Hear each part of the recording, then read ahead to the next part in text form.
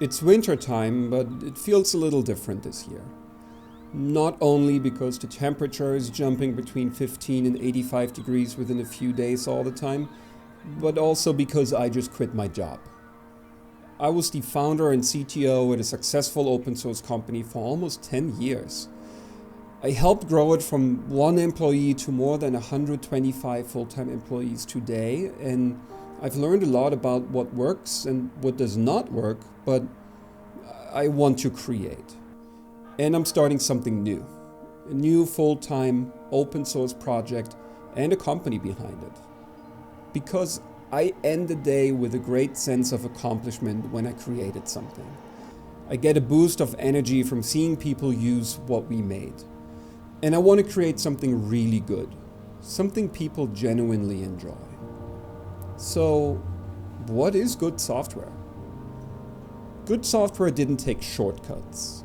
It's a product where no one built a seemingly less important part of the product in a rush, but where everything is thought through, where everything received the time, attention, and the care it needed to be complete and sound.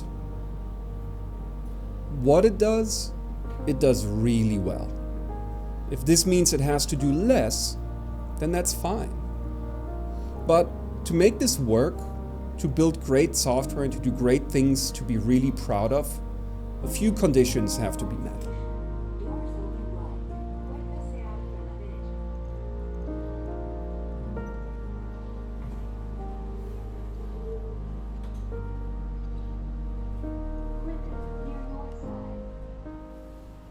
An expectation of growing revenue by 100 or 200% yearly, they'll make you chase one unfinished feature after another. There's never time to finish anything, and the last mile, the essential details are left out in the never-ending pursuit of new functionality.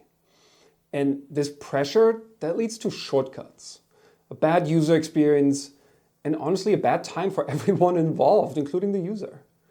And then to make things worse, all that product debt you took on eventually will catch up with you, and it will leave you in a spot where you start to lose unhappy users and you have to crank out even more unfinished features just to keep up with expectations. It's not a great time.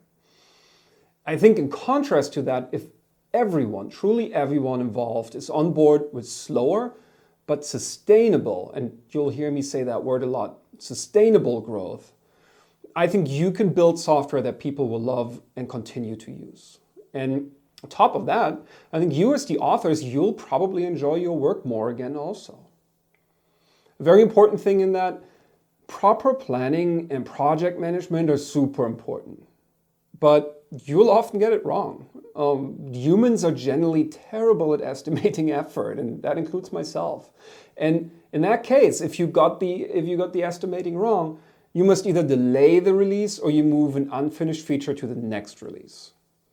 You can never release incomplete changes just so you can say you hit a release date and you have an imaginary feature now. Even though it might be working, but it will never satisfy your users' needs. It just doesn't make sense. And the realistic approach to planning and executing projects, that also always leaves the possibility of canceling a feature altogether when circumstances change, or a hypothesis, no matter how good it sounded when you started the project, turns out to be incorrect further down the road. And deciding to delay without fear or pressure, that is possible in a sustainable growth environment. And that's why I'm not planning to have roadmaps for nzyme. Roadmaps imply promises, and they create expectations. If a user hears from me that version X released on date Y will include a specific feature, they should of course expect that to happen, of course. But now, considering how bad we all are at estimating, this just adds another layer of conflict when the release date comes closer and we need to delay. Canceling the feature is almost impossible in that situation, and changing plans after learning new things during the development process, that's also really challenging. And then all this leads to bad products because we put ourselves in this spot. But then, why are so many companies building those kinds of roadmaps that try to look so far into the future? I think there are many reasons, but one of them is they're often used to pre-sell features to customers. We don't have this yet, but it's on the roadmap and it'll be released in July. You should purchase now. And that's another form of debt because now you have to release exactly that in July. And development teams, I think they rarely need to work with exact plans for so many months ahead. Now, good reason, and something you should absolutely have, of course, is you have to have a product strategy. And you have to be clear about what comes in the future in general, but that's very different to such a detailed roadmap so many months out. And for that reason, nzyme's going to be publishing priorities instead of a roadmap. And users should base their decision to use nzyme on the current state of it, instead of future changes and future promises. And we do this so we can avoid pressuring ourselves into having to make these bad product decisions that are ultimately caused by often wrong human estimations. And not promising the future, that's possible in a sustainable growth environment. For us, the following 2 cycles, that's about 8 weeks of development, are always carefully planned and pretty clear. But then there's more uncertainty further down the road. And there's going to be a constant adjustment of details as we learn. But we can make those because we haven't promised the future. But we'll keep you informed of what's coming and what our priorities are. Another thing that I think is super important is that the voice of the practitioner is what matters. The people who spend their time looking at your web interface all day, they might not have the relevant budget, but how they feel about the product, that's what's driving the long-term and the sustainable success of your company. You got to build what makes their life easier, build what makes a difference to them. And I think too many have lost this perspective somewhere in taking all these shortcuts to save another quarter's revenue numbers when they should really be thinking long-term and about long-term success. And of course, the person with a budget, they must agree that the product does what they want. They need a clear overview of what the product does, but also what it does not do. And over-promising and over-hyping in these documents and sales processes, that doesn't lead to sustainable success. It leads to product debt, and it leads to you having to make bad decisions down the road. And I think this industry needs more honesty, and I hope to do my part in that. That's why the plan is to bootstrap nzyme. It means not taking outside money, growing slower, but sustainably, which I think is also a lot more fun.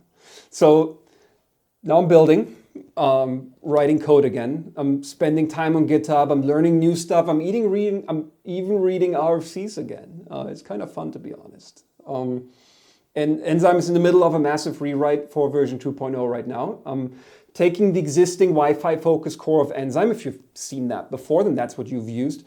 And I'm extending it to also support Ethernet data, so wired data. And along with that huge addition, a bunch of other critical stuff, multi-node support, a proper authentication model, all the good stuff you want if you run a serious nzyme setup.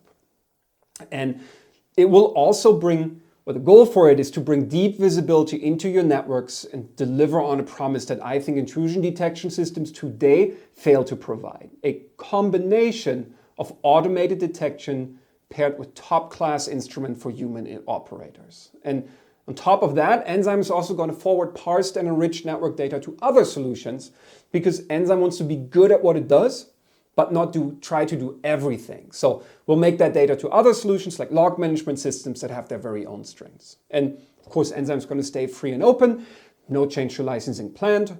And if you want to stay up to date with that, I'm linking my personal blog as well as the nzyme announcement blog that has a list of the new features coming in the description of this video. And I'm planning to document everything from here on out on YouTube as well. So that's your call to maybe consider subscribing. I hope this was interesting. I hope this paints the picture a little bit of what I'm planning to do over here. And so I think you'll see me soon with more news. I'm excited. There's good stuff coming. And so until then, stand by, consider subscribing maybe, and I'll see you online.